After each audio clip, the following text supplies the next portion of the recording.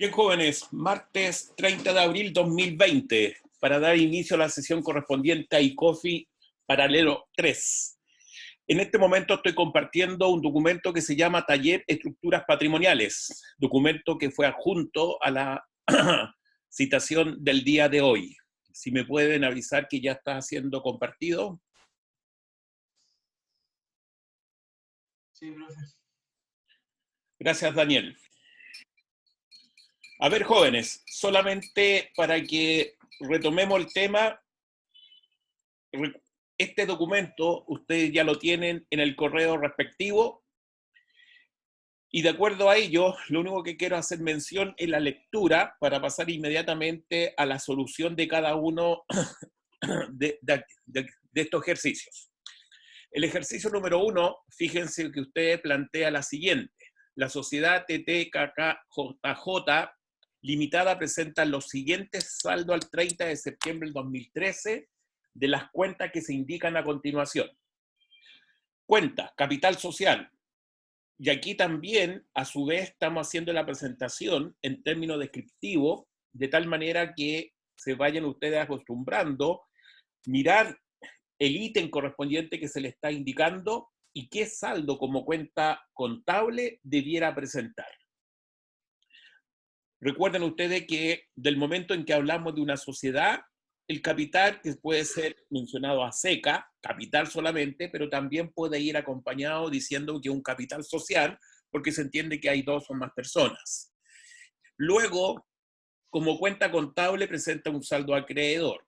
¿Cuándo nace esta partida como corresponde? En el momento de la constitución, donde los socios, al constituirse como tales, al unirse, llegan a un acuerdo, a un compromiso, ellos se obligan a aportar un monto de 20 millones de pesos. Después tienen capital por enterar. Si bien está dicho el sentido que tiene la cuenta, uno inmediatamente debe decir, bueno, ¿dónde está la cuenta o qué cuenta muestra efectivamente el capital por enterar? Y tendríamos que entender que es cuenta obligada. La cuenta obligada presenta el capital por enterar como saldo deudor y en la medida que se va enterando, obviamente va rebajando este compromiso que tienen los dueños. Por lo tanto, como cuenta obligada, su saldo es deudor. Por lo tanto, del momento que dice que hay un saldo deudor de 5.500.000, corresponde a un capital por enterar. El otro ítem que está indicado acá corresponde a resultados acumulados. El resultado acumulado dice que es un saldo acreedor. Y aquí también tiene que ver con mucho sentido de lo que ya se ha dicho anteriormente. Las cuentas de resultados o los resultados pueden ser ganancia o bien pérdida. Pero también se indicó que cuando uno habla de ganancia, saldo acreedor, y cuando habla de pérdida, saldo deudor. Por lo tanto, aquí, al indicar lo que hay saldo acumulado, su saldo acreedor significa que hay 2 millones de utilidad acumulada. ¿Qué significa eso? Y como estamos hablando y estamos separando el resultado del ejercicio, este resultado corresponde a ejercicio anterior o anteriores. Y además se dice que el resultado del ejercicio tiene saldo deudor. Entre las cuentas de ganancia y pérdida, ¿cuál es la que presenta saldo deudor? Pérdida. Por lo tanto, en otras palabras, se está diciendo que el resultado del ejercicio es una pérdida por 1.500.000. También, después obviamente esto queda plasmado en un ejercicio cuando se responda, jóvenes. Hoy día las normas de este país. ¿Sí? Sí. Está bueno. Esta era la carcasa de celu, ¿cierto? Perdón, profe.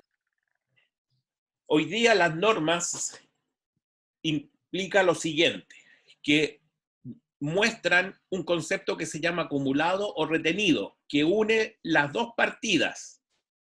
Entonces aquí, si yo hubiera optado por esa nomenclatura de mostrar todo como resultado acumulado, retenido, ¿qué significa que sea acumulado o retenido?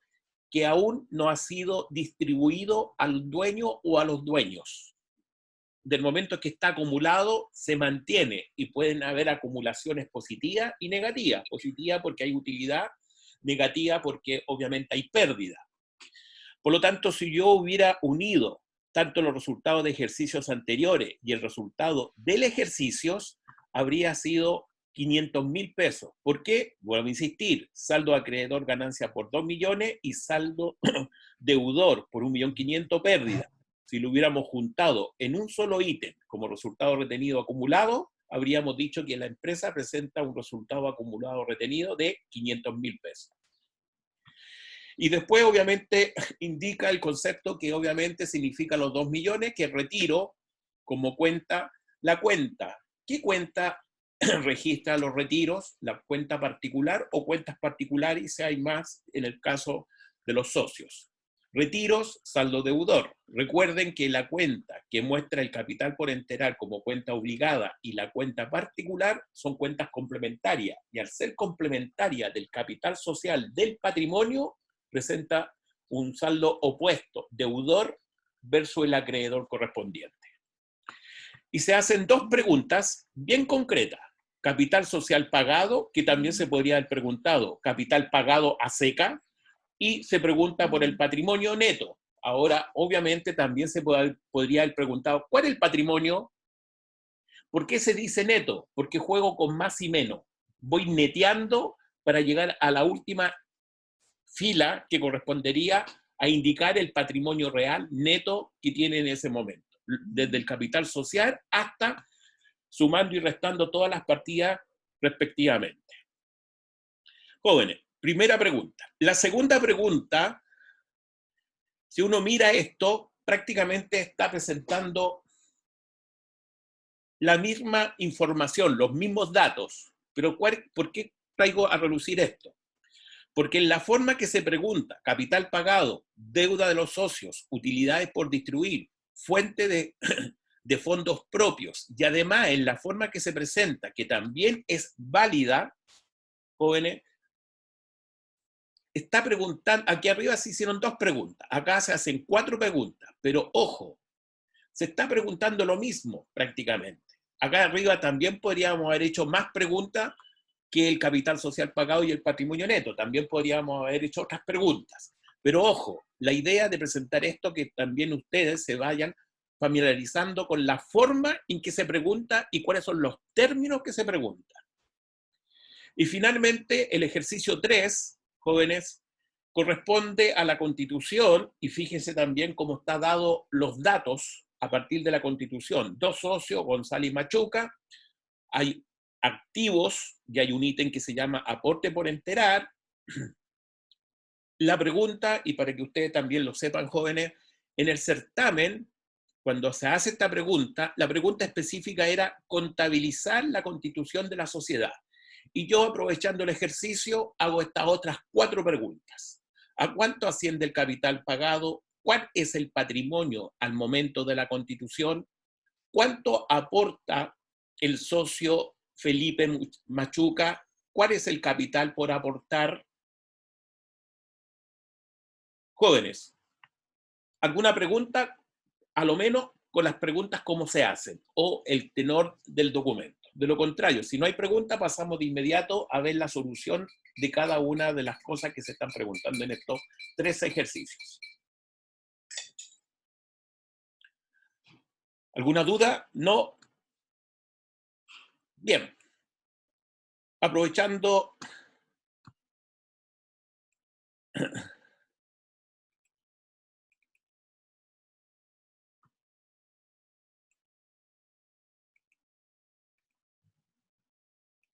aquí estoy compartiendo también taller estructuras patrimoniales y se entiende que obviamente estamos hablando ya de la solución.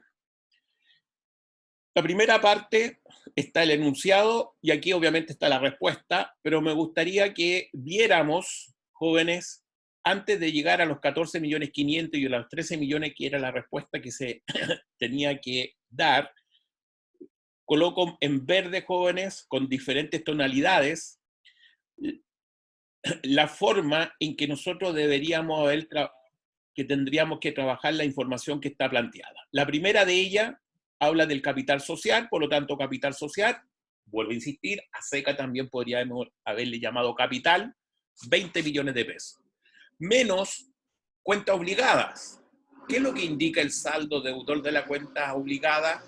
El capital por enterar. Y de acuerdo a esto, que presenta un saldo deudor, 5.500.000, que significa del 100% capital social aún queda por enterar 5.500.000. Por lo tanto, la diferencia entre el capital social y el capital por enterar que muestra el saldo deudor de cuenta obligada nos da el capital enterado, llamado también pagado, real, efectivo.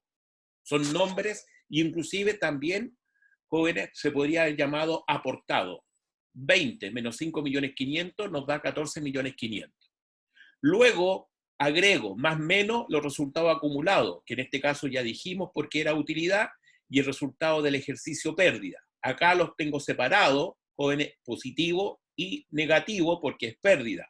Y acá también indico que si hubiéramos colocado más menos en un solo ítem, resultado acumulado o resultado retenido, de acuerdo a las normas, tendríamos que haber dicho que al unir los dos, dado que uno es positivo y el otro es negativo, habría sido 500.000 pesos nomás.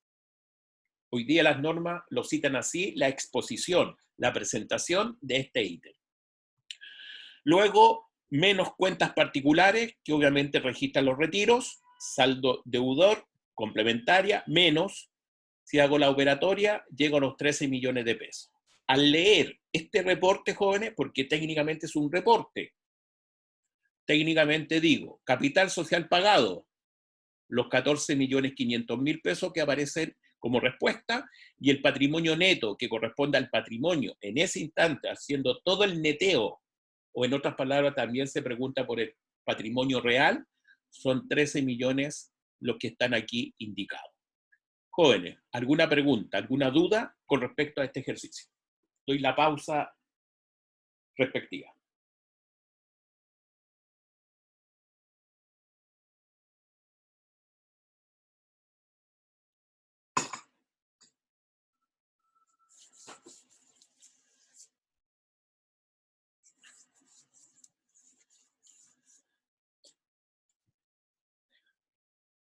Ejercicio número 2.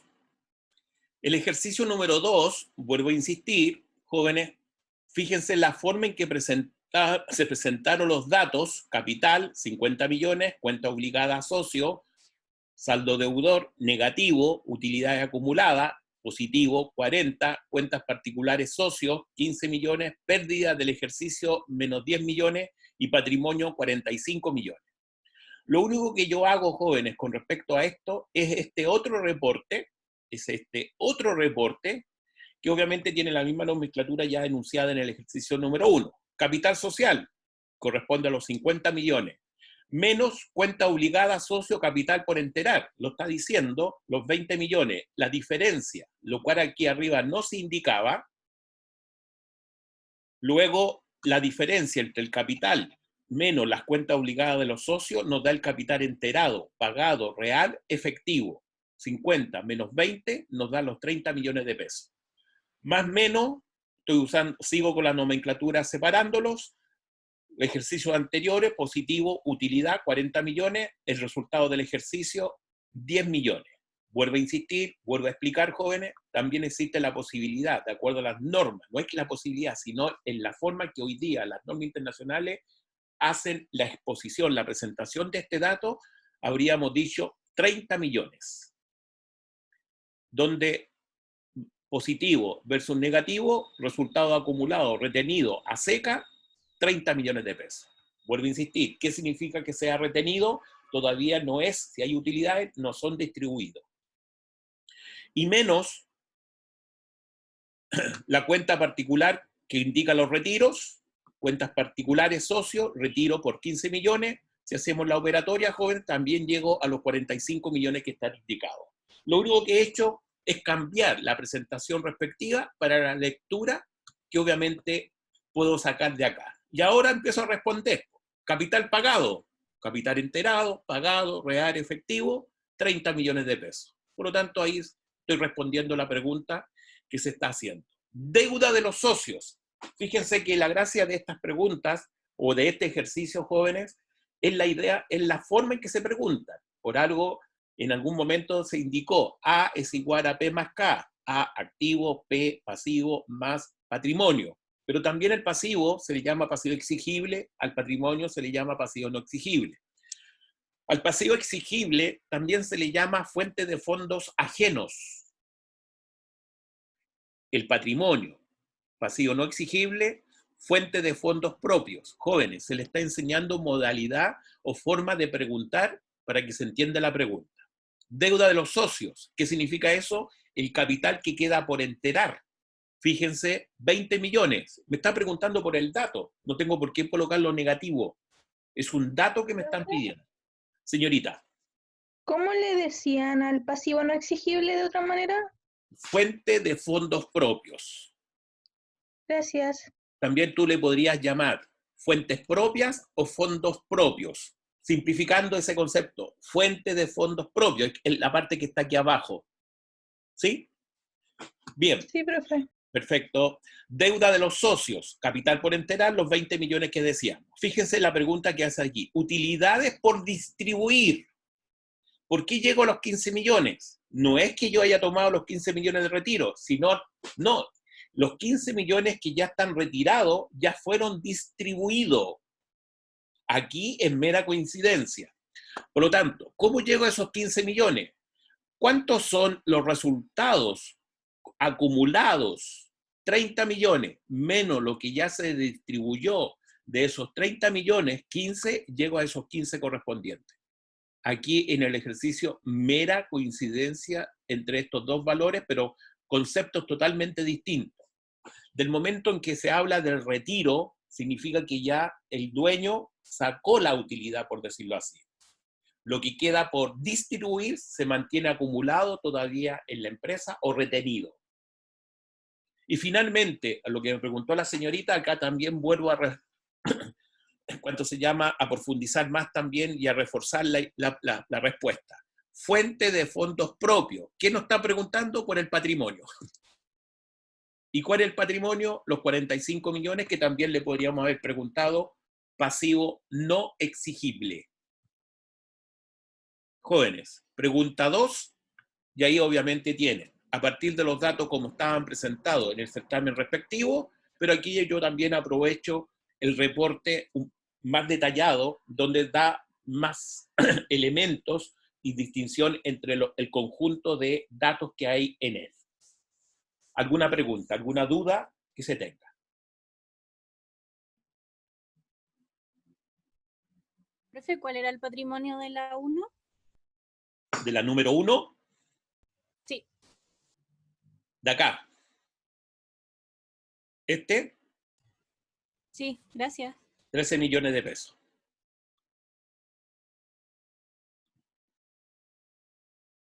Jóvenes, pregunta 2.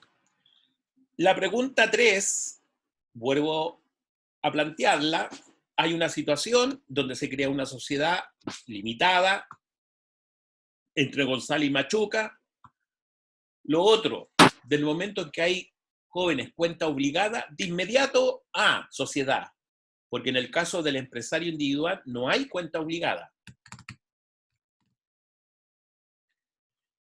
Y a partir de los datos como están enunciados, se hacen las 4 preguntas y además la pregunta que en ese momento en el certamen se pedía, contabilizar la constitución de la sociedad. Fíjense que a partir de los datos, lo primero que uno debe reconocer, desde el momento que hay activo y capital por enterar, vamos al primer registro, el primer asiento contable, es el momento de la constitución como tal. La cuenta obligada González y la cuenta obligada Machuca versus el capital social. Si uno mira los datos, técnicamente, ¿a cuánto asciende el capital social de esta? A 30 millones de pesos. Lo que pasa que de los 15 que se comprometió González y de los 15 que se comprometió Machuca, ya han enterado, porque desde el momento que están indicando activos, significa que ya fueron de estos 15 aportados las partidas que obviamente se indican como activos: camioneta, productos del giro, dinero en efectivo; terreno, dinero en efectivo. Por lo tanto, ¿Qué es lo que estamos diciendo en el momento del acuerdo, del contrato? Que cuenta obligada González por 15 millones y cuenta obligada Machuca por 15 millones. Los dos han resuelto como sociedad llegar a un capital social de 30 millones. Luego, como hay aporte ya en la forma que están dándose los datos, hay una caja de 4 millones. ¿Por qué 4 millones? Porque González aporta 2 millones en dinero efectivo y Machuca también aporta 2 millones en dinero efectivo. Por lo tanto, 4 millones. Mercaderías. ¿Por qué le llamo mercadería? Porque claramente nos está diciendo producto del giro o producto para la venta, también lo podríamos haber llamado, 3 millones. Después nos dicen que hay un vehículo camioneta, la camioneta 6 millones. ¿Cómo le voy a llamar a la cuenta contable del activo que registra el vehículo? Técnicamente vehículo y obviamente un terreno por 10 millones correspondiente. Por lo tanto, 4, 3, 6, 10. ¿Contra qué? Contra la parte que ya enteró González y la parte que ya enteró Machuca. 23 millones versus 23 millones estoy cumpliendo. Por lo tanto, los datos que están planteados se está dando respuesta clara y concisa de que hay la constitución, el contrato y los aportes que ya se han ido realizando. Y a partir de esto, jóvenes, las 4 preguntas que yo agrego, sencillamente para ejercitar, y hago la estructura que ya conocemos. Capital o capital social, 30 millones de pesos. Cuenta obligada socio capital por enterar. Recuerden que socio González, 4 millones por enterar y socio Machuca, 4 millones, 3 millones. En forma conjunta todavía queda un capital por enterar de 7 millones. ¿Y dónde se ve claramente? Porque si ustedes toman la cuenta obligada de González, él se compromete inicialmente a 15 millones y por el lado del haber de la cuenta obligada tiene 11 millones. 15 versus 11 son los 4 que obviamente aparecen acá y el otro socio Machuca, 15 versus los 12 son los 3 millones que está indicado como dato, pero como cuenta contable también lo da. 30 menos 7, hay un capital enterado por 23 millones. Obviamente, como es el momento de la Constitución, todos los otros valores son 0, 23 es el patrimonio en este momento. Y las preguntas. Capital pagado, 23 millones de pesos. Patrimonio, estaba hablando de este instante. La gracia de la contabilidad, jóvenes, que en cualquier momento se puede hacer lo que se llama técnicamente el corte documentario cronológicamente. En ese momento de constitución donde existe efectivamente, ¿por qué? Porque es reinteresante. En este momento donde yo registro el primer asiento, si yo me quedo ahí parado, detenido, joven, aquí no hay patrimonio real. Lo único que yo he hecho al contabilizar la cuenta obligada contra capital social, solamente la intención, el compromiso que ellos dos han firmado. Nada más. Del momento que están los aportes, se constituye el capital real pagado. Capital aportado por socio Machuca, los 12 millones respectivos. Y capital por aportar, obviamente los 7 millones que aparecen acá. Los 4 de González y los 3 de Machuca. Jóvenes, 3 ejercicios que me parece muy ilustrativo de la forma. Lo cual también los invito a ustedes, jóvenes, que como ejercicio no sería malo que ustedes pudieran hacer el comportamiento de las cuentas T y hacer la lectura y asociar a través de esas cuentas T la respuesta a las preguntas que están dadas. Jóvenes, la pausa que siempre doy para que ustedes mediten y si hay alguna pregunta con respecto a alguno de los ejercicios que hemos detallado, quedo atento a responder. Profe, ¿a qué se refería capital por enterar?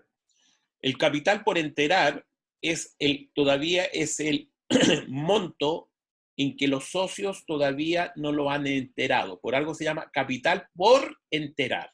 De los 30 millones, queda todavía por enterar por parte de los socios 7 millones.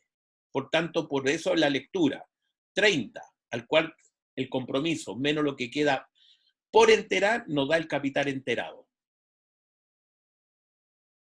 Esa es la lectura que tú deberías entender al mirar este reporte. Y además también a partir de la contabilidad.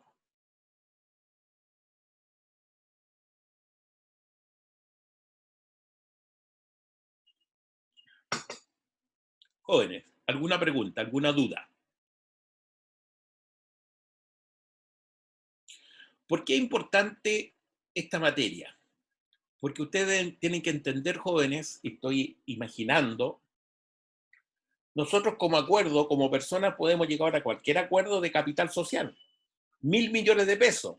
Pero a lo mejor en este acto, lo único que podemos, de los 1.000 millones, colocar cada uno, estoy hablando de 2 personas, y estoy extremando un poco el ejercicio, de los 1.000 millones que es nuestra intención de capital social, a lo mejor cada uno aporta 1 millón.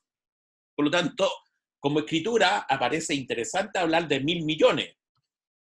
Pero el capital real, en ese momento que aportaron cada uno de ellos, entendiendo que hay 2 socios, son 2 millones, el patrimonio en ese momento es 2 millones nomás. Prueba de ello, y que me imagino que ustedes han escuchado, hay ciertas licitaciones donde a las empresas se le pide un patrimonio real. Y ojo, y hablamos de patrimonio real, no hipotéticamente lo que podría estar diciendo inicialmente el contrato social, sino patrimonio real. Y cuando hablamos de patrimonio real, y ahí es donde hay que entenderlo bien, y en el último ejercicio se ve plasmado, ¿por qué uno habla de 23 millones de capital enterado real? En otras palabras, en este momento de 23 millones de patrimonio. Porque es real, pues. ¿Y por qué? Porque está en la caja. 4 millones, hay mercadería por 3 millones, hay vehículos por 6 millones y hay terreno por 10 millones. A eso uno debe interpretar el concepto y asociar el concepto real, concreto. Los 7 millones son meramente un compromiso que todavía no está, lo que me preguntó el joven, el compromiso de los socios por 7 millones. 4.1 González y 3.000 Machuca, perdón, 3 millones Machuca, todavía no es real, no lo ha enterado, por algo se llama capital por enterar. Jóvenes, ¿alguna pregunta, alguna duda con respecto a los ejercicios?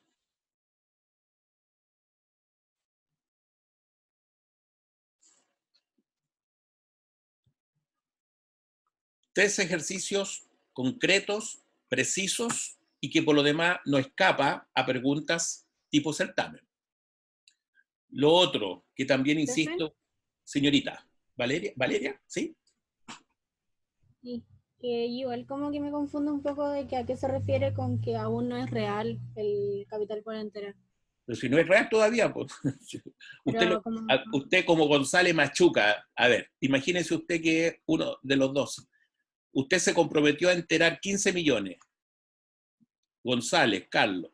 De estos 15 millones, camioneta, 6, productos, mercadería, dinero efectivo. Esto está por enterar. Técnicamente no lo ha enterado. Por lo tanto, o sea, como que aún no lo aporta. ¿Perdón? Como que aún no lo aporta. Justamente, pues, enterar significa aportar, si usted lo quiere, pagar técnicamente. Recuerda un principio básico de la empresa. La empresa es distinta al dueño. Y tú lo has dicho, o sea, enterar, pagar, real, aportar, son sinónimos. Por eso, obviamente, se entiende de que, ¿cuánto es el capital real efectivo? 23 millones nomás. Y eso se materializa. Hay caja, dinero, hay mercadería, hay vehículo y hay un terreno. Y eso técnicamente, tú lo ves y lo puedes contar, por decirlo de alguna manera. A eso se refiere real. Y todo lo demás, los 4 millones y los 3 millones, está por enterar, por aportar, como lo dijiste tú. ¿Sí? Sí, gracias. Perfecto, Valeria. Bien, jóvenes. Me parece, si no hay más preguntas, pasamos a la siguiente unidad que me parece que deberíamos entender.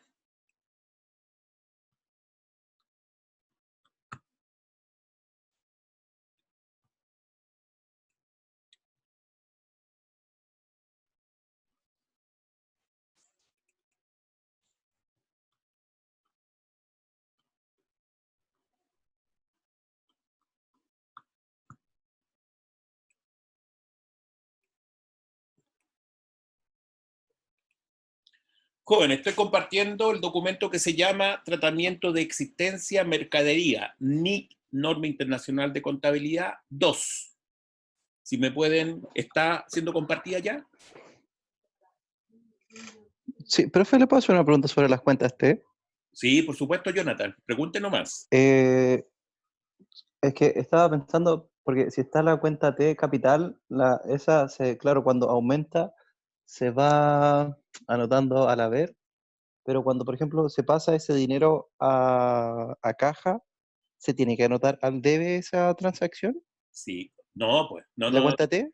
no. Recuerda que cada transacción te involucra dos cuentas.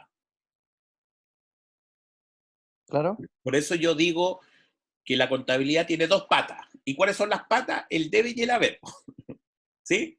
Entonces, Sí. cuando tú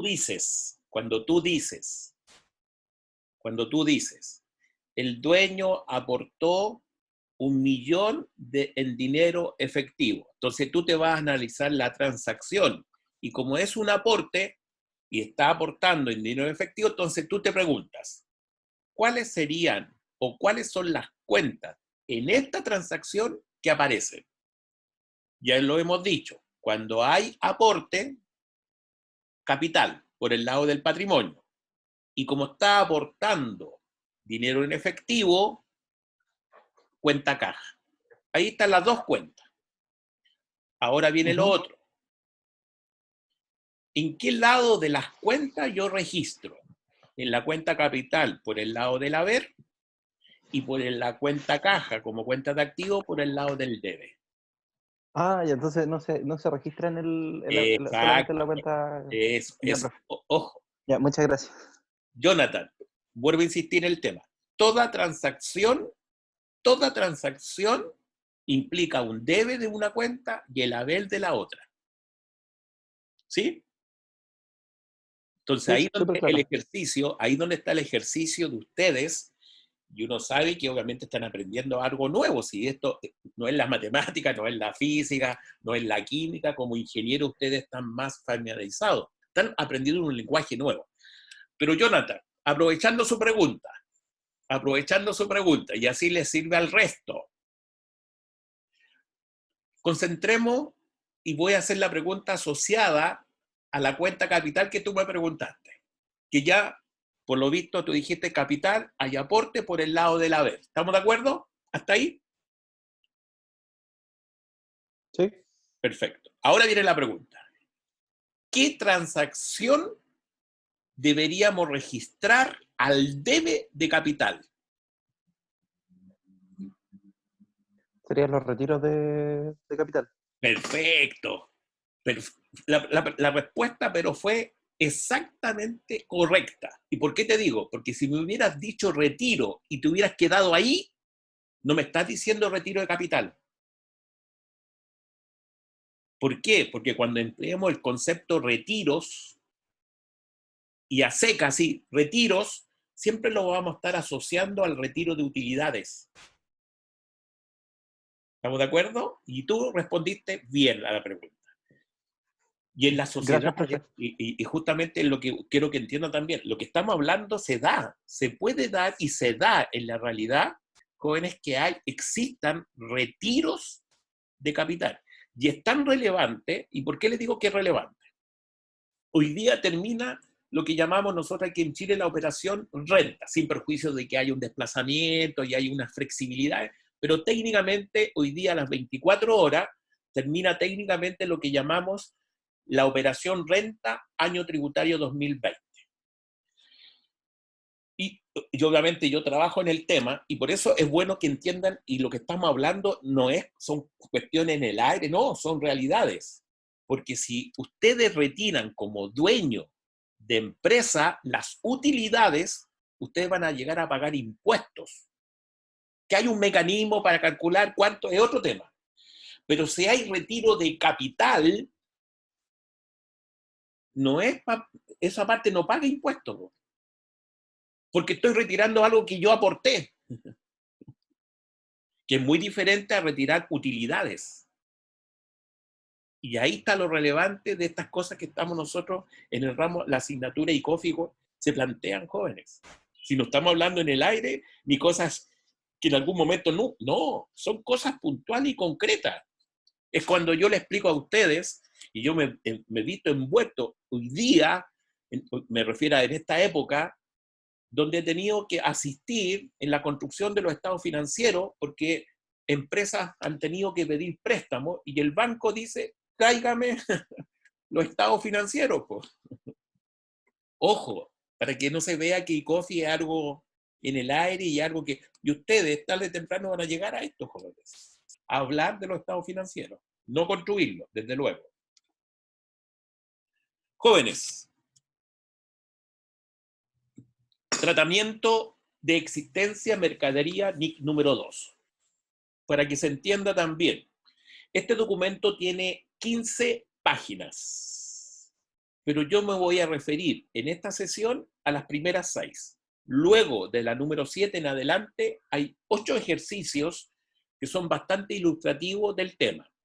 ¿Y en qué consiste la presentación? Aquí yo dejo presentado la temática correspondiente al ítem como contabilización específica, y estamos hablando específicamente, jóvenes, mercadería, existencias, y el próximo martes entramos de lleno a aplicar en ejercicios todo el contenido que yo voy a plasmar en el día de hoy. Por lo tanto, el martes también van a recibir, jóvenes, ejercicios con los cuales vamos a trabajar. Y ya voy a indicar, y ustedes solos se van a dar, porque me imagino que muchos hablan del FIFO, del LIFO, valor promedio ponderado, y una serie de cálculos que se tienen que hacer de por medio, y entramos también al impuesto al valor agregado como temáticas que está asociada específicamente al tema de la existencia de la mercadería. Así que esa es la lógica y esa es la idea principal de la temática de hoy día. Jóvenes, este documento tiene lo siguiente. Primero que nada, detrás de este rubro llamado existencia, mercadería, que son los productos que se compran para ser vendidos, tengo que identificar las transacciones que hay detrás. Primera cosa importante. Ojo con eso, cuando ustedes me preguntan cuestión, ¿qué es lo que contabilizo? Transacciones. Por lo tanto, cada rubro, cada cuenta, y es ahí donde mis explicaciones van y apuntan en esa dirección, que ustedes tienen que ser capaces que al mirar una cuenta, el sentido, el significado, qué muestra. También vamos a entender que detrás de esto, de estas operaciones, jóvenes, se grava con un impuesto llamado el impuesto al valor agregado, IVA, impuesto de carácter mensual, la tasa un 19% aquí en Chile. Hay países que tienen 2 tasas, Argentina tiene 2 tasas distintas dependiendo qué es lo que se está aplicando el IVA o grabando el IVA. Nosotros los chilenos, 19% técnicamente, una sola tasa. Tratamiento contable, como hay transacciones y hay operaciones, se tiene que contabilizar.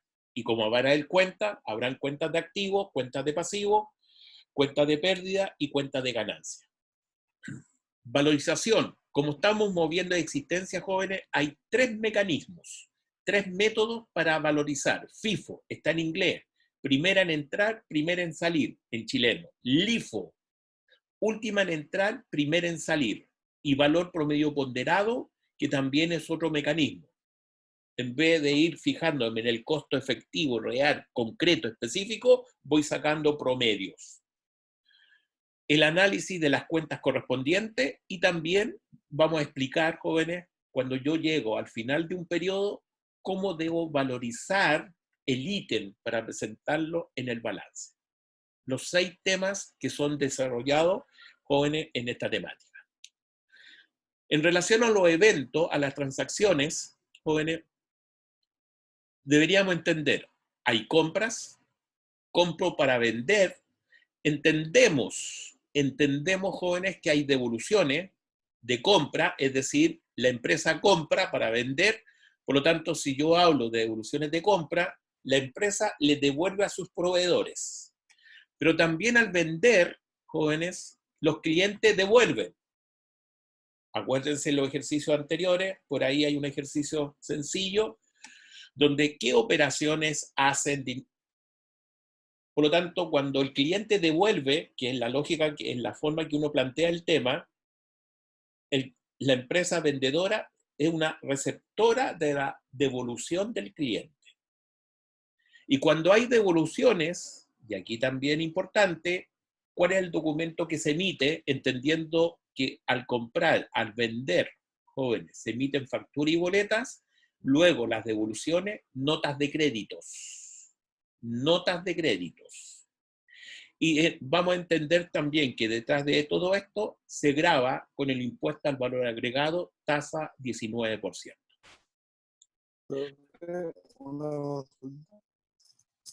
Las compras, jóvenes, ¿qué es lo que estamos comprando? Mercaderías. Y las cuentas mercadería se clasifica como activo corriente. Y detrás de esta, jóvenes, como también se grava con IVA, el IVA que grava las compras, jóvenes, por la mecánica que tiene el IVA, la parte del IVA al aplicar a la operación el 19%, jóvenes, también forma parte de los activos corrientes como cuenta IVA, crédito fiscal.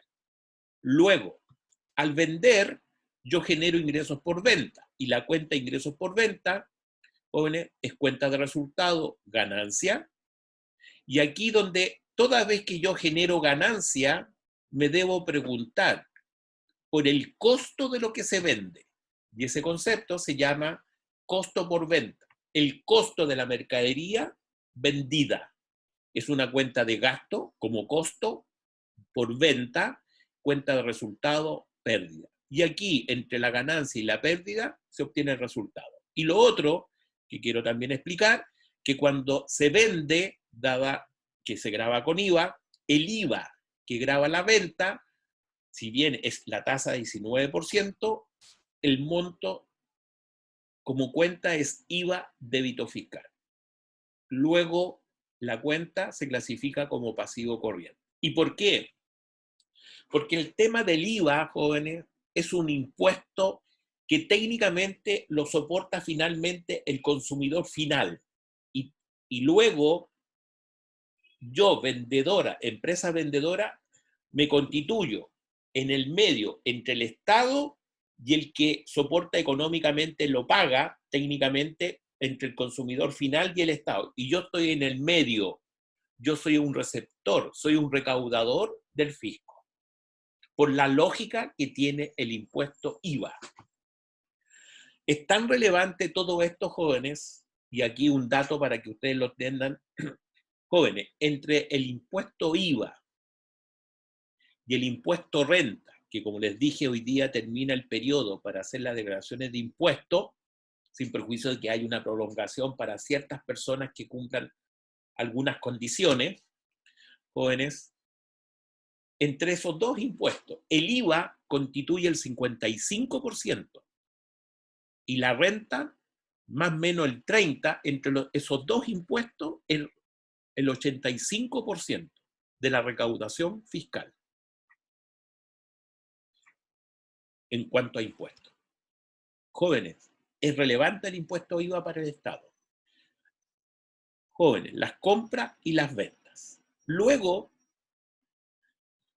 para conocimiento de ustedes, el impuesto al valor agregado, ya dijimos, hay una ley, hay un reglamento de esta ley, son pocas las leyes tributarias, jóvenes, que tienen reglamento, este es una de ellas, y aquí está explicado en forma muy concisa, muy precisa para que ustedes, ¿cuándo debe una venta debe ser gravada con IVA? De acuerdo a la definición, y cuándo un servicio debe ser gravado con IVA. Primero que nada, se dice que tienen que haber requisitos copulativos. ¿Qué significa que sean copulativos? Se tienen que dar todos los requisitos en forma simultánea. De lo contrario, no queda grabado con IVA. Tiene que haber convención, jóvenes. Toda vez que yo entro a un negocio y pido que me vendan algo y el comprador, perdón, el vendedor acepta aquello, se está haciendo una convención. A título oneroso, hay un precio de por medio. Traslaticia de dominio, se traslada a la propiedad, pasa a ser mío. Jóvenes, sobre las cosas hay conceptos jurídicos que son importantes. Sobre las cosas tiene cierto atributo. Hay propiedad, hay goce y hay uso. Sobre bienes corporales muebles e inmuebles. Muebles es porque son bienes que se trasladan de un lugar a otro. Inmuebles, entiéndanse aquellos fijos. Por un vendedor, es decir, habitualidad. Territorialidad, es decir, se graba acá, en Chile. Es decir, las ventas que yo puedo hacer para el exterior, que vendrían siendo las exportaciones, van sin IVA. ¿Por qué? Porque se entiende que cuando ingresen al país donde yo estoy vendiendo, se grabarán con los impuestos internos. Por lo tanto, las exportaciones van sin IVA, por el principio de territorialidad. Y en el caso de qué servicios son aquellos que se graban con IVA, primero tiene que haber evidentemente una acción concreta que se pueda entender, visualizar, ver. Remuneración. El concepto de remuneración es más amplio que recibir remuneración a través de un contrato, jóvenes. Está también el concepto, en el caso de un servicio grabado con IVA, los intereses, las primas, las comisiones, etcétera, etcétera. Tiene que provenir de ciertos tipos de actividades sujetas a una tributación de acuerdo a la ley de la renta. Tiene que estar el prestador de servicio y también se entiende que se aplica aquí en Chile como principio de territorialidad. Jóvenes, solamente la idea de cómo se define la venta cuando se refiere a bienes corporales muebles y servicios y tienen que ser grabados con IVA. Un ejemplo muy sencillo. Yo presto un servicio a la universidad. La pregunta que yo haría, ¿va con IVA? Antes de responder, ¿hay acción? Imagínense. Hay que conectarse, hay que hablar, etc. Remuneración, hay. No voy a decir si mucho o poco, pero hay. Prestador de servicio, jóvenes. Yo personalmente, como muchos, prestamos servicio a la U. Territorio, sí, Valparaíso, Campus, Casa Central, los placeres. ¿Qué no cumplo? Yo no provengo de una actividad que se clasifica en el número 20, número 3, ni 4. ¿Por qué? Porque el número 3, en este caso particular, corresponde al comercio e industria. Los negocios que uno ve en la calle. Y otras actividades que especifican como número 4 en el artículo 20, específica. Ojo, ojo. Por lo tanto, el servicio de hacer clase, dada la naturaleza del contrato que tengo, no va con IVA. Por eso uno extiende lo que se llaman las boletas de honorarios. Eso es lo que uno debe entender en la lógica de la tributación. Profe, David. a mí no me quedó tan claro exactamente por qué usted trabaja con boleta o en vez de... Porque lo que pasa es que ya entramos un poquito más a cosas más técnicas. El artículo 20 tiene que ver con actividades de explotación del capital. Y yo, en este servicio que estoy realizando, no es capital, es trabajo. Y el artículo 42 de la Ley de Impuesto a la Renta cita el trabajo. Y hay dos tipos de trabajo. El dependiente, donde hay un contrato de trabajo, subordinación e independencia, y el trabajo independiente, que es el artículo 42, número 2. Y yo no estoy clasificado como 20, porque no es capital. Esa es la gran diferencia entre dar boleta o no dar boleta con IVA o sin IVA. Y por eso doy boleta honorario. Ya, gracias, profe. ¿Me entiende o no? Profesor, una pregunta. Ojo, o sea, tu pregunta es muy real y tú te vas a ver quizás el día de mañana a ver qué hago qué actividad. Por ahí creo que Jonan me quería preguntar algo. Sí, o sea que tanto hay transacciones como que son hechas con boleta como con factura que van afectadas a Exacto. IVA, o solamente con factura. No, no, no, no, no. O Porque sea, yo siempre he escuchado que eran solamente con factura que se no, hacían no, no, las no. transacciones con IVA. No, no. Después yo te voy a explicar por qué se pide factura. Pero, a ver, cuando uno vende, puede vender bienes o prestar servicio o venta. ¿Estamos de acuerdo? En la venta, tú puedes emitir facturas, se emiten facturas o se emiten boletas. ¿Dónde está la diferencia? Que después lo vamos a reforzar acá. Cuando tú pides, las especificaciones de una factura es más detallada, por decirlo así. Te piden el nombre del comprador, la dirección, el RUT, el giro y una serie de datos de forma. Pero además te piden claramente qué es lo que se vende, bien especificado, por decirlo claro, y desagregado los valores. Y la boleta es una cuestión, si tú lo miras, y todos hemos pasado por ello y pasamos, cuando te dan una boletita chica, es una boleta, donde hay una fecha y un monto, y nada más. Pero ojo, puede ser venta de bien o servicio. ¿Ah? ¿Dónde está la diferencia? Que me imagino que todos han visto, ¿quiere factura o quiere boleta? Aquellos que piden factura, porque hay un mayor detalle, técnicamente lo que se está haciendo ahí es porque quiere aprovechar el IVA por la mecánica que tiene, que es otra cosa. ¿Sí? Entonces, cuando a ti, como ingeniero, pongámonos en el supuesto como ingeniero, y tú estás desarrollando una actividad con IVA de por medio, te va a decir, más aún, hay factura exenta de IVA. El que te pidió el servicio, no, me tienes que dar factura, pero te pide factura porque quiere que quede especificado claramente, en forma y especificación, qué es lo que se está transfiriendo ahí. Esa es la gran diferencia. Ojo con eso. Gracias, profe. Bien. Jóvenes. Acá, en el artículo 8 de la misma ley, hay una serie de otras situaciones que también técnicamente deberían entenderse que también van con IVA. ¿Sí? Ahora, ya hemos dicho, cuando yo compro, genero el monto de IVA, porque vamos a entender que hay IVA de por medio en las operaciones, hay un IVA que se llama IVA crédito fiscal, y cuando uno vende, entendiendo que está operando el IVA, hay un IVA que se llama débito fiscal.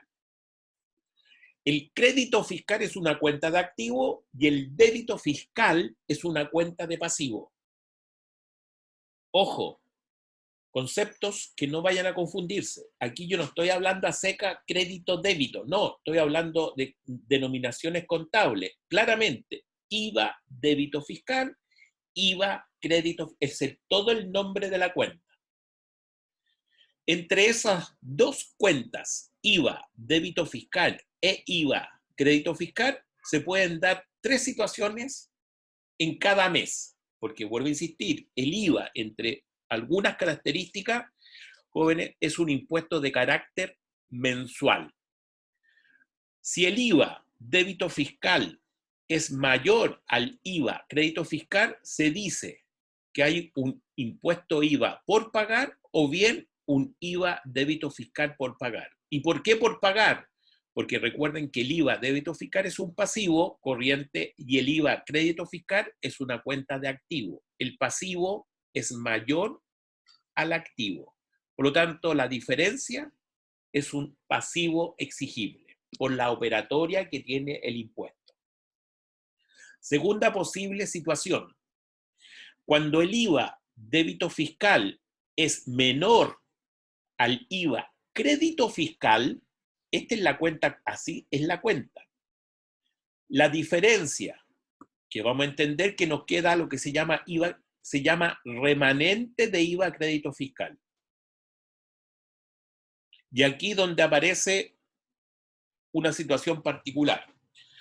En la primera, cuando el IVA, hay un IVA por pagar, se paga hasta el día 12 o 20 del mes siguiente, por la operatoria.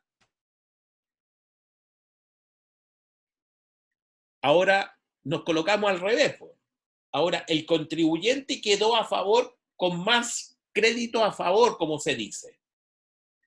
¿Qué es lo que dice el fisco? Primero, jóvenes, no es que me lo devuelvan, no lo devuelve, pero dice, mire, haga lo siguiente. Conversión a UTM, unidad tributaria mensual, del mes de declaración y pago simultáneo. Jóvenes, ¿por qué se habla del mes de declaración y pago simultáneo? Porque hoy día termina abril, cierro el mes de abril y tengo hasta el 12 o 20 del mes de mayo para declarar y pagar el IVA de abril. Por eso se habla hacia adelante. Como estoy haciendo una conversión de valores, aquí hay una cuestión expresa, técnica, dice, la expresión de la conversión de la letra A con 2 decimales aproximados, por lo tanto el tercer decimal el que manda. Si termina el tercero, independiente del 4 para allá, si el tercer decimal en esta conversión aritmética termina en 0, 4, el segundo se mantiene.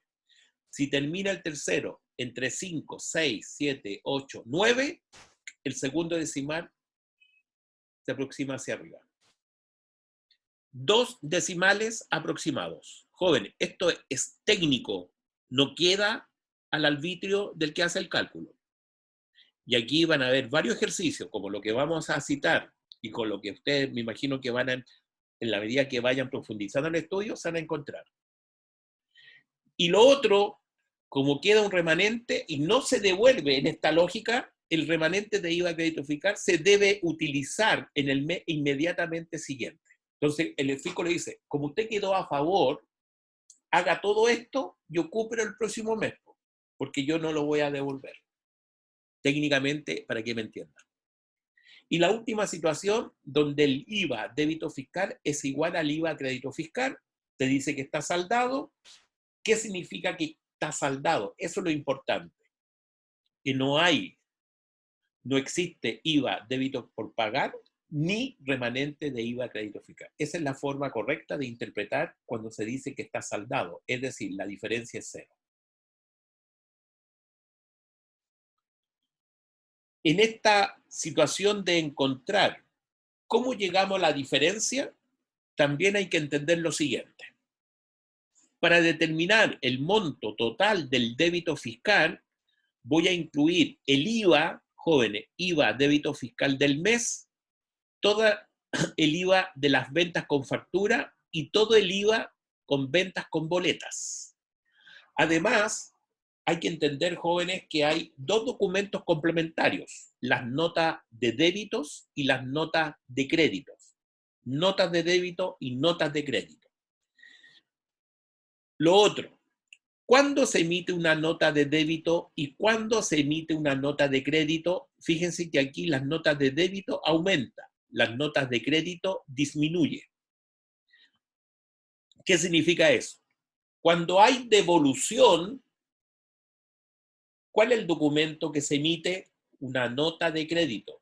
¿Por qué? Porque es una menor venta técnicamente.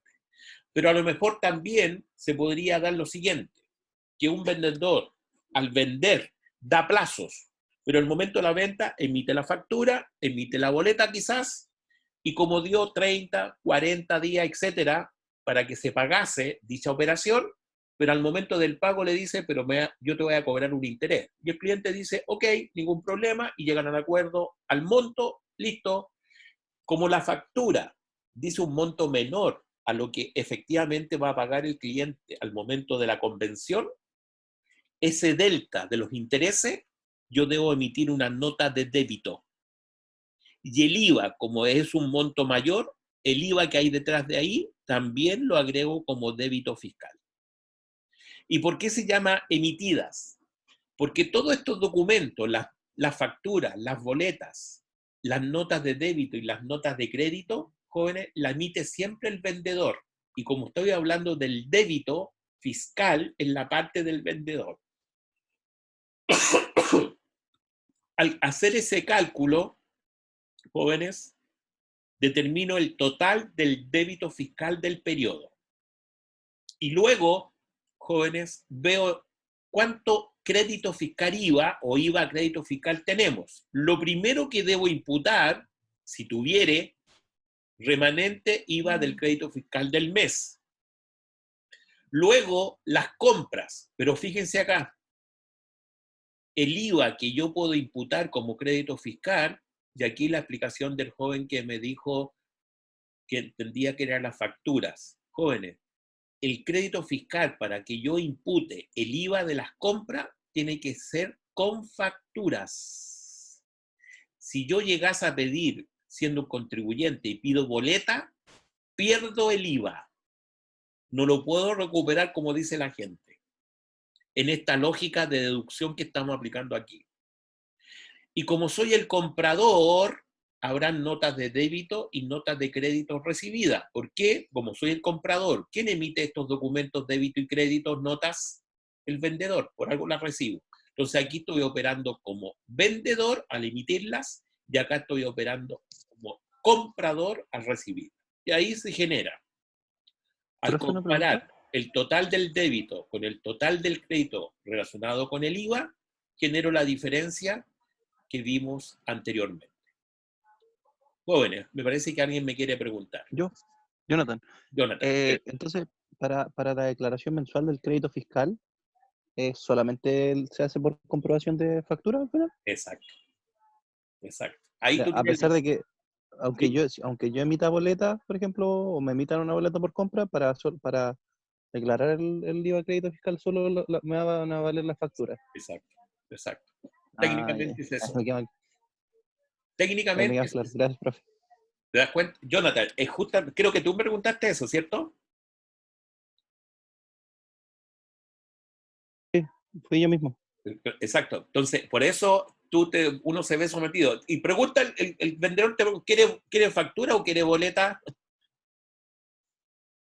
Yo ojo con los ejercicios, porque yo te puedo presentar datos donde hay compras con factura y compras con boleta. Y lo más probable es que te pregunten en el ejercicio calcular la situación mensual del IVA. Por lo tanto, en las compras con boleta se pierden, por decirlo así. No debería incluirlo en esta lógica. ¿Sí? Profe, David, una consulta. O sea, más que todo es como por saber. Eh, Cuando uno compra cualquier cosa con factura del rubro, o sea, del giro en este caso, en ese momento cuenta, pero si por ejemplo yo compro otra cosa, por ejemplo, si yo soy transportista y ya. compro un computador, por dar un ejemplo, así cosa que supuestamente no tiene nada que ver, pero tal vez sí. El computador me daría lo mismo si yo lo compro con A factura, ver, porque lo que pasa es que tú estás... No, si yo sé para dónde va tu pregunta, si la entiendo bien. A ver, lo que pasa es que aquí, quizá un poco más, un extremo, vamos a ser un poco más extremo. No me compro ni computador para que sea, me compro un plasma para llevarlo para mi casa. ya. Como me han explicado la cuestión del IVA, ¿estamos de acuerdo? Lo pido con factura. Claro. Ahora, y ahí podríamos entrar en esta lógica, ¿o no? Como lo estoy pidiendo con factura, pido un buen plasma, de los gigantes, de buena tecnología. ¿Cuánto cuesta más o menos? Pensemos en uno bueno, pues. ¿Cierto? Más o menos, y obviamente que ocupe toda una pared, por decirlo así, estoy exagerando. Un Ojo, poquito más. pero ¿cuál es la idea? Para que obviamente se entienda bien lo que estamos explicando. Recuerda que está el servicio de puesto interno. Entonces, como tú pides una factura, esa factura le llega al servicio o tiene acceso a esa factura. Y muchas veces podría dar lo siguiente, que está fiscalizando el servicio al vendedor y toma esa factura y dice, David Correa, transportista, compró un plasma y puede llegar a tipo y te dice, oiga, usted tal fecha compró un plasma. Sí, tú le dices, bien. Primera pregunta, ¿lo pagó? Sí. Aquí está la demostración, giré un cheque. Listo, ok. ¿Dónde tiene el plasma? En mi casa. No es para el negocio, no es para el transporte, no, es personal. y empieza el tema del control tributario. Ya. ¿Te das cuenta? Y ahí donde, porque antiguamente ya era más exagerado que hoy día, por lo menos hoy día, por la mecánica que tiene todo el tema del IVA, se ha ido en alguna medida, más control, por decirlo así. Las personas que tienen negocio lo entienden porque hoy día exigen la idea de Chile y apunta para allá y avanza en un buen proceso, y eso hay que entenderlo positivamente. Ojo, hay control, por algo se pide, se va exigiendo prácticamente, y va a llegar un momento que va a ser todo, y creo que no estamos lejos de lograrlo ya, facturas electrónicas y boletas electrónicas. Del momento en que son electrónicas, está todo integrado. ¿Me entiendes? Ahora se hace eso, profe, con el e-root. Y claro, lo que pasa es que todavía hay segmentos y hay zonas que todavía se ha liberado de la exigencia. Claro, que es imposible fiscalizar. A eso no va. Pero lo que tú dices va en la dirección que estamos hablando. Va a llegar un momento donde va a estar todo tan integrado tecnológicamente que prácticamente. Y aquella zona y aquella parte marginal que no logre eso, va a ser tan marginal que no va a tener mayor significación, por decirlo de alguna manera. Pero todavía no. Hay lugares y hay los pequeños, etcétera, etcétera, etcétera. ¿Estamos de acuerdo? Entonces ahí viene después el control. Por lo tanto, hay fiscalizaciones que se llaman cruzadas. ¿Sí? Profe, una consulta. Felipe. ¿Me escucha bien? Sí, sí, sí. Ya. Lo mío tiene que ver con respecto al monto que se cancela en el fondo cuando uno, por ejemplo, si yo soy comprador de un producto, voy y lo compro con factura. ¿Ya? En teoría, como yo estoy comprando con factura, a mí, persona, no se me cobra el IVA directamente, sino que se va a cobrar el nombre de la factura. No, ¿Eso es lo que tengo entendido o a ver, es equivocado? No. A ver si entendemos bien la pregunta. Si tú vas a una factura, yo soy vendedor, te emito una factura por 1.000.000 más el 19%, 190, total a pagar por ti, pues tú eres el comprador, ¿cierto? 1.190.000. Tú pagas el 1.190.000. Claro. Lo que pasa que después, como tú eres un operante del IVA de esta lógica, esos 190 después tú lo vas a recuperar cuando tengas que declarar. Claro. Esa es la lógica. Pero el ¿Entiendes, no? monto a pagar siempre sigue siendo el mismo, independiente sea con boleto o con factura. Exacto. Jóvenes, a ver, por ahí me preguntan, y Fernando, te doy la palabra, por ahí me preguntan que no le quedó claro el tema de las notas de débito y las notas de crédito. A ver, las notas de crédito se emiten toda vez que una venta, o ya sea con factura o con boleta, disminuya propiamente tal. ¿Cuál es un motivo que puede disminuir una venta que ya fue facturada o fue ya entregada a la boleta cuando hay devolución? Otro evento que podría disminuir a futuro una venta donde ya hay factura, donde ya hay boleta, que se hagan descuentos. Entonces, como técnicamente ya hubo una factura emitida, una boleta, y al momento del pago, ese pago va a ser menor, toda vez que sea menor, dada la situación que estoy explicando, donde ya hubo factura y boleta, notas de crédito, cuando disminuye. Y toda vez donde yo ya he hecho la factura o he hecho la boleta y cobro más, ¿y cuál puede ser un evento que cobre más? Cuando cobre interés, se emite una de débito. Por eso, más, menos. ¿Y por qué digo emitida, recibida? Porque el que la emite, estos documentos siempre son emitidos por el vendedor. Aquí yo opero como vendedor porque hablo de débito y aquí opero como comprador porque estoy aprovechando crédito, fiscal IVA. Esa es la explicación a lo que me escribió un joven a través del chat. Fernando, creo que el alumno que me quería preguntar. Sí, profe. ¿Qué pasa en el caso que yo genero gastos con boleta? Por ejemplo, si yo genero como gasto los peajes, las boletas de peaje, ¿cómo afecta eso en mi pago del IVA? Lo que pasa es que ahí ya estoy hablando de situaciones bastante más específicas. ¿En qué sentido?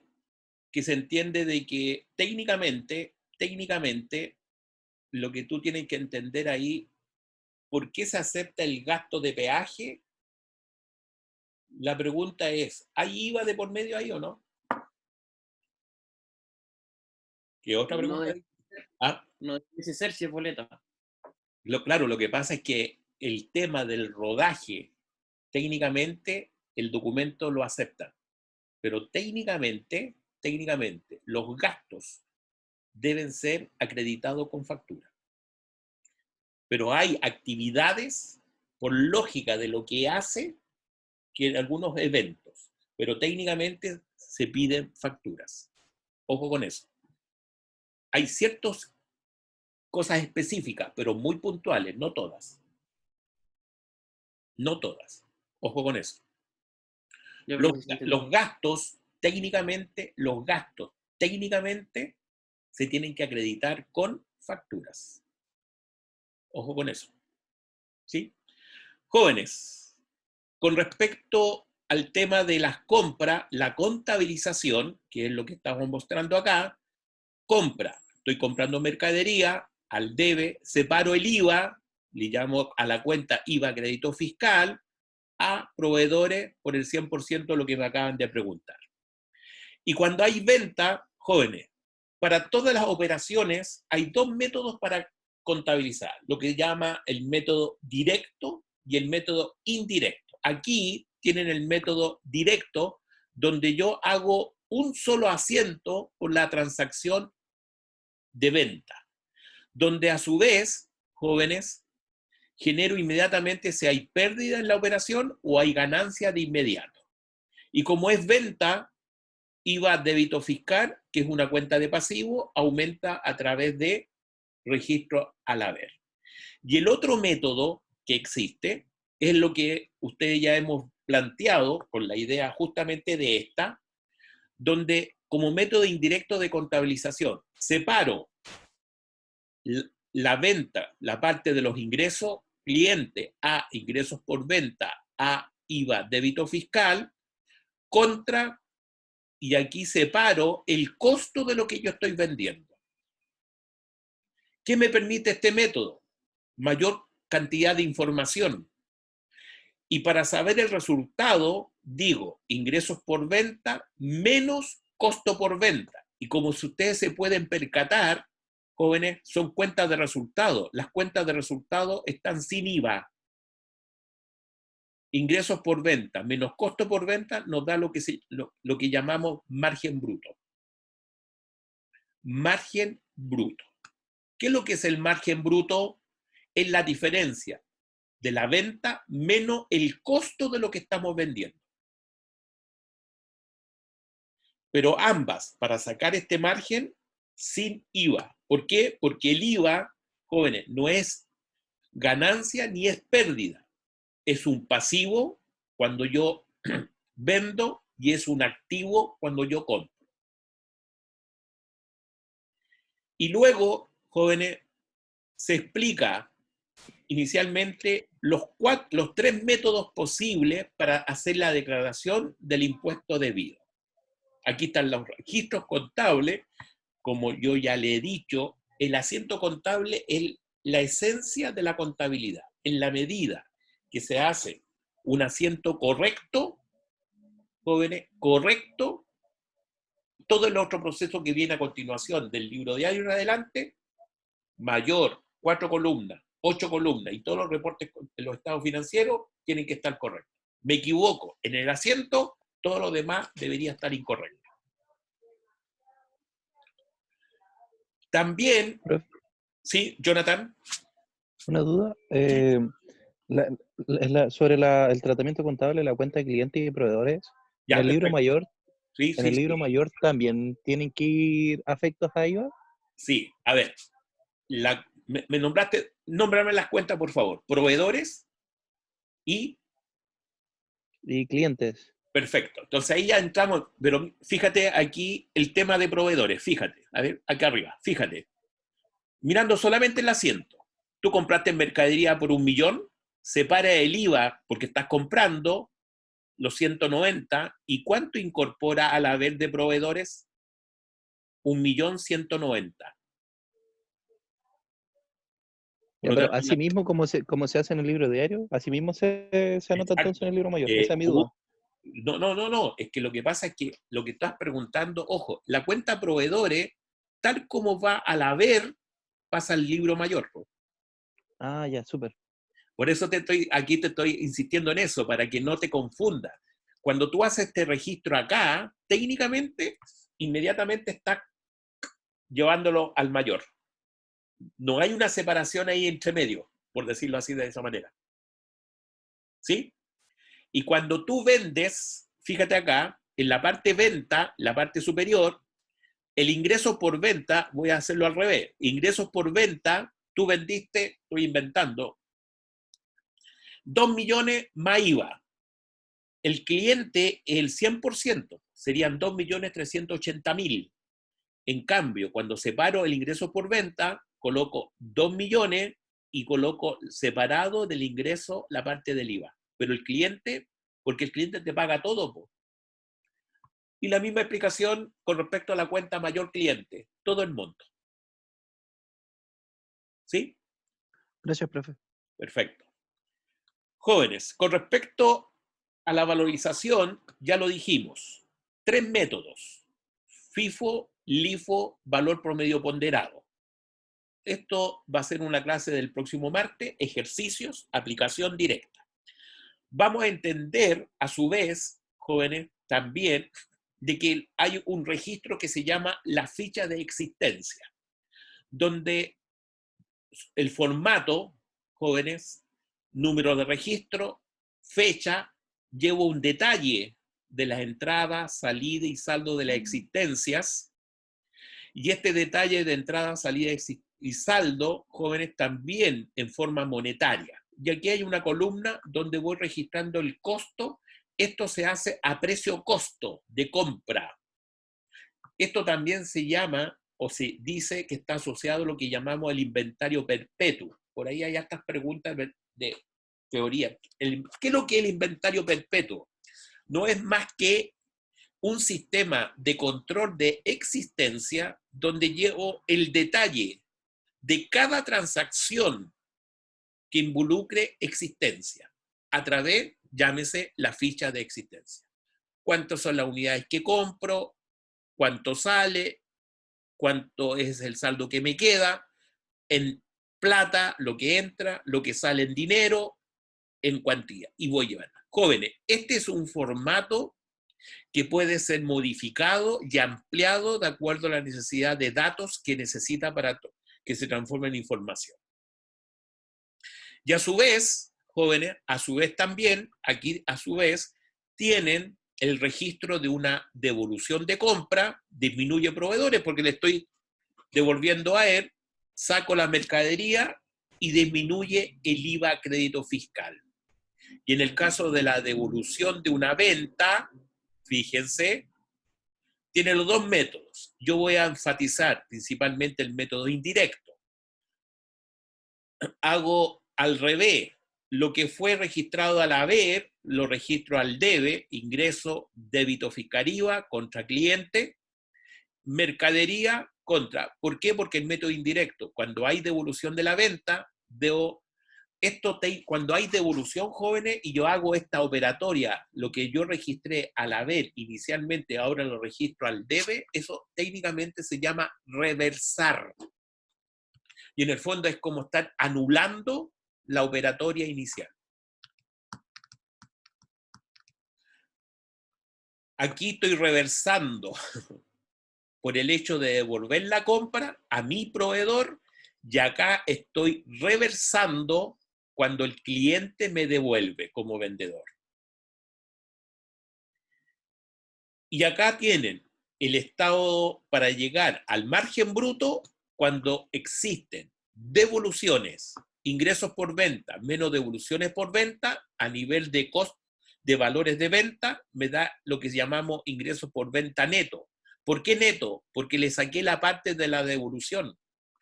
menos costo por venta. Como hay devolución de venta, debo sacar la parte que está asociada al costo de esa devolución. Y ahí recién llego al margen bruto.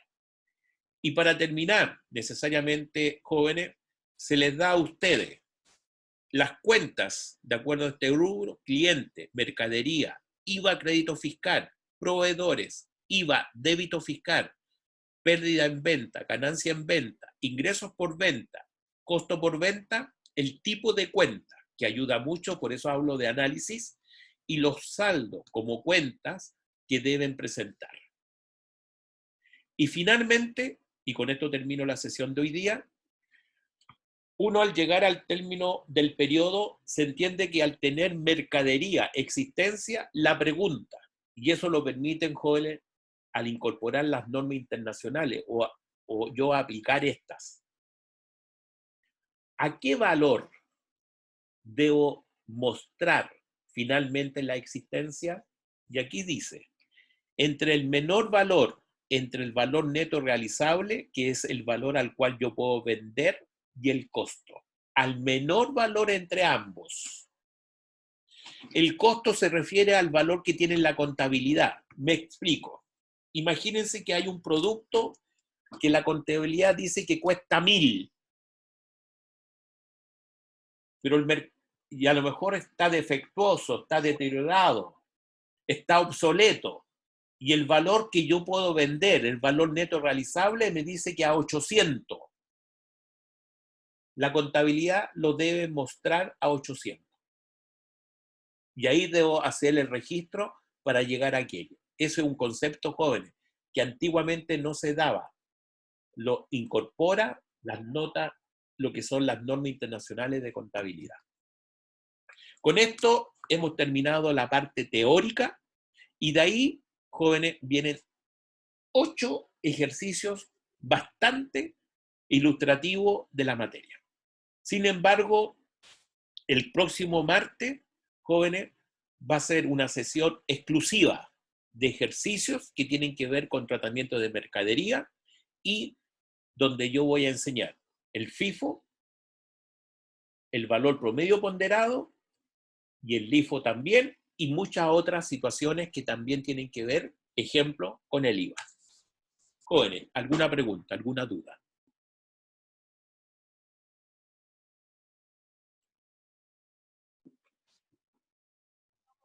Yo tengo una. Jonathan, pregunte nomás. Sí, profe. La última. Por ejemplo, si yo como socio tengo por enterar 15 millones de pesos, entero 10, por ejemplo, y después retiro 5, ¿vuelvo a tener un capital enterado de 15 o eso solamente se descuenta como del capital? No.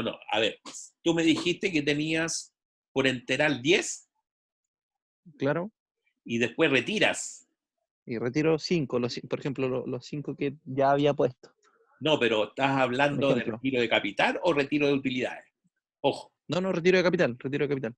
Ah, Eso me contaría como que de nuevo tengo un capital o una cuenta obligada de 15 millones o claro. estoy retirando el No, capital. a ver, lo que pasa es que esas son situaciones bastante más técnicas. ¿En qué sentido? Primero que nada, cuando yo digo que tú puedes retirar capital, ojo, eso va también con una idea de que yo tengo que informar. ¿Y a quién tengo que informar? Primero, si tú materializas una disminución de capital, eso se tiene que hacer a través de una modificación en la escritura. ¿Sí? Y además, le tienes que informar al servicio posta interno. Entonces, no es llegar y bajar el capital así como cualquier transacción. Ojo, a eso lo que hace que estoy explicando no es que tú no lo puedas hacer, pero también hay formalidades. ¿Me entiendes, Jonathan? No sé si me entiendes bien la respuesta. Sí, súper claro. Sí. Muchas gracias. Por eso hay que ser cauto y hay que ser muy prudente en el sentido y estar muy consciente de que hay formalidades para acreditar las operaciones. No es que tú quieras hacer lo que quieras, nadie te impide, pero también el sistema es normativo, hay normas técnicamente. Jóvenes, siento de que aquí hay bastantes ejercicios para que ya ustedes puedan visualizar. En algunos casos, y a su vez el día martes vamos a llegar. Por ejemplo, el ejercicio 8 es bastante interesante. ¿Por qué me gusta mucho el 8? Porque, primero que nada, muestra la situación vía las cuentas T, las cuentas de mayor. Y además plantea la lógica de cómo deberíamos hacer los cálculos respectivos. Aquí está la pregunta tipo certamen, y luego yo amplié la respuesta, jóvenes, con un detalle. Y aquí pueden ver el detalle, cómo uno debería llegar a esos cálculos que se estaban pidiendo anteriormente. Creo que dentro de los ejercicios, los 8 que están planteados, jóvenes, todos tienen su atributo. Sería reinteresante, dado que tienen la respuesta en cuanto a cuál es el número que se pedía o cuál es la respuesta, y además tienen los detalles de cómo llega uno a cada número. Jóvenes, para terminar la sesión de ahora, ¿alguna pregunta, alguna duda que se tenga?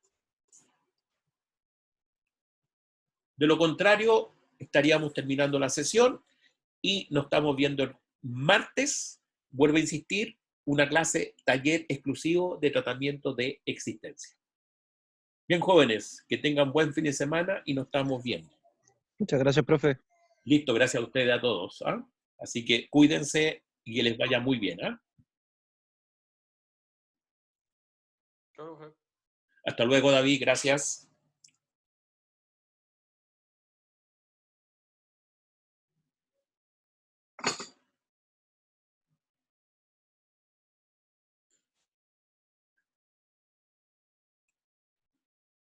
Daniel, Fernando, Helen, termino la reunión. ¿Ah?